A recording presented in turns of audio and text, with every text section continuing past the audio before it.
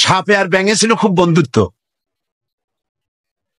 ব্যাঙ বলছে সাপ, তোমারে দেখতে খুব ভালো, তেল কুচকুচে, তারপরে তুমি যখন ফনা ধরো তাও দেখতে বেশ সুন্দর, কিন্তু তোমার একটা দোষ, এটা না বলে পারলাম না, নেভার মাইন্ড।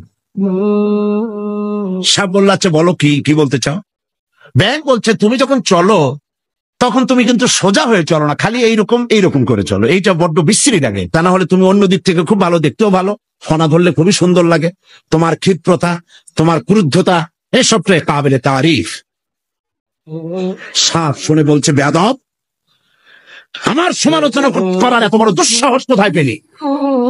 ফনা তুলেছে, ফস করে গেছে। ব্যাঙ বলে ওরে বাবা, এত প্রশংসা করলাম, একটু সমালোচনা করছি, সহ্য করতে পারলি না? ওদিন ও লাভ, ব্যাঙ লাভ দিয়ে পড়ছে পুকুরের মধ্যে। এখন ফস করে উঠছে, পাশে ছিল এক রাখাল। ফস করলো কি, আগায় দেখে যে সাপ, হাতে ছিল হেদায়েতুল্লাহ, বুঝছেন তো কি? বাস বিসমিল্লাহ কই আরম্ভ করছে, জায়গায় শেষ, একদম সোজা।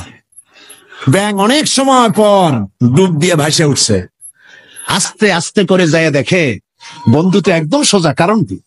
কাছে যেয়ে দেখেছি যে নাই, মুখ দিয়ে ফেনা টানা বাইরে হয়ে গেছে। কয় বন্ধু সেই সোজা হইলেন, তবে মুখ দিয়ে ফেনা বাইরে সোজা হইছেন, ফেনা থাকতে আর সোজা হইলেন না। সুতরাং আপনারা ঠিকই ফিরে আসবেন, তবে সহজে আসবেন না, কারণ ক্ষমতা বড় বালাই, এটা দারুণ মোহ। আল্লাহর দিকে ফেরেন। আমরা মানুষকে দাওয়াত দেই কোরআনের দিকে। কোন দিকে?